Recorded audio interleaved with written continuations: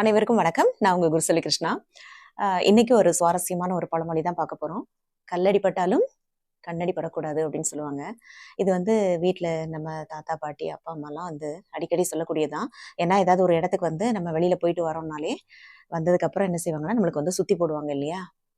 So அது வந்து கண்ணு பட்டிருக்கும் அப்படிம்பாங்க. ஏதாவது ஒரு ஃபங்ஷன் நம்ம கிளம்பி போறோம். சப்போஸ் நம்மளுடைய ட்ரெஸ்ஸிங் நல்லா இருக்கு. இல்ல ஒவ்வொருத்தரும் ஒவ்வொரு மாதிரியான ஒரு பார்வை இருக்கும் இல்லையா? ஸோ கண்ணுக்கு வந்து அந்த அளவுக்கு ஒரு பவர் இருக்கு. அதாவது நம்மளுடைய மனதின் உணர்ச்சிகளை வந்து வெளிப்படுத்தக்கூடியது கண்ணு தான்.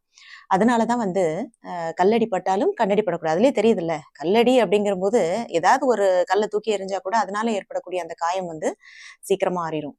ஆனா ஒருத்தருடைய பார்வை வந்து எந்த மாதிரி இருக்கு அப்படிங்கிறத பொறுத்து அதுக்கு ஆப்போசிட்ல இருக்காங்கல்ல அவங்களுக்கு அதோட ரியாக்ஷன் இருக்கும். அதாவது அவங்களுக்கு அதோட இதை காட்டும். எந்த மாதிரி இருக்கு அப்படின்னு. சப்போஸ் எல்லாரையும் வந்து நம்ம குறை சொல்ல முடியாது. ஏன்னா எதேர்ச்சையா வந்து இருக்கிறவங்களும் இருக்காங்க. ஸோ இது வந்து அதாவது நார்மலா நம்ம பழகி பேசுறவங்களும் இருக்காங்க. அதே இது வந்து ஆப்போசிட்ல அதாவது ஒரு பொறாமையின் வெளிப்பாடு. என்ன அப்படின்னா மேக்சிமம் நம்ம வெளியில போகும்போது அது நிறைய விஷயங்கள் வந்து நடக்கும். அது அது நடக்கிறத விட நம்ம கூடவே இருப்பாங்க பாருங்க. அதாவது நம்ம சொந்தக்காரங்களாகட்டும், இல்ல நட்பு வட்டமாகட்டும். அவங்கள நம்பி நம்ம ஒரு விஷயத்த வந்து சொல்லும்போது, சப்போஸ் அவங்க என்ன மனநிலையில இருப்பாங்களோ, அப்போ வந்து நமக்கு நடக்காதது இவங்களுக்கு நடந்துருச்சே! அப்படிங்கிற ஒரு எண்ணம். அதாவது அவங்கள விட நம்ம ஒரு படி மேல போயிட்டோம் அப்படின்னா, ஆட்டோமேட்டிக்காவே அவங்களுக்குள்ள ஒரு பொறாமை உணர்ச்சி வந்துருது. அது வந்து ஒரு நெகட்டிவ் தாட்ஸ கிரியேட் பண்ணி, அதோட தாக்கம் வந்து நம்மள பாதிச்சிருது. ஸோ நம்ம என்ன செய்ய போறோம் அப்படிங்க நம்ம நம்பி தான் சொல்லுவோம். ஆனா அவங்களுடைய அந்த எண்ணங்கள் எப்படி இருக்குன்றத நம்ம கணிக்க முடியாது. ஸோ யார்கிட்டயும் ரொம்ப விஷயங்கள வந்து ஷேர் பண்ண வேண்டாம். அது நம்ம கூடவே ரொம்ப க்ளோஸா இருந்தாலும், நம்மளுக்கு ஒரு விஷயம் வந்து நீங்க ஸ்டார்ட் பண்ண போறீங்க.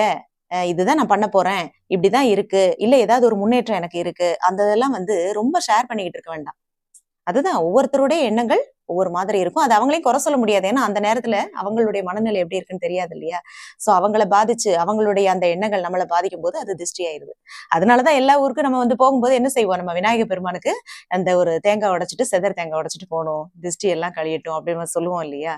சோ இந்த மாதிரி நிறைய விஷயங்கள் வந்து சொல்லிட்டே போகலாம். இந்த கண் திருஷ்டியில நிறைய பேருக்கு வந்து நம்பிக்கை இருக்காது. அதாவது 25% நம்பிக்கை எல்லாமே இருக்கு. ஆனா 75% இது வந்து அனுபவபூர்வமா முன்னோர்கள் காலத்துல இருந்தே இது வந்து வழக்கத்துல இப்போ வரைக்கும் வழக்கத்துல இருக்கக்கூடிய ஒரு விஷயம்தான்.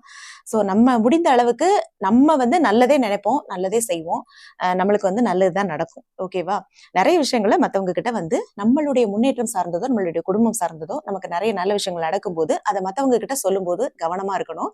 ஏன்னா அவங்க என்ன மனநிலையில இருப்பாங்கன்னு தெரியாது. அதனுடைய தாக்கம் நமக்கு வரும்போது அது திருஷ்டி ஆயிருது. ஸோ இதுதான் இன்றைய முக்கியமான பதிவு. ஸோ பிடிச்சிருந்தா லைக் பண்ணி, ஷேர் பண்ணி, கமெண்ட் பண்ணுங்க. இது நம்மளுடைய ஆலிசல் சேனல். நன்றி.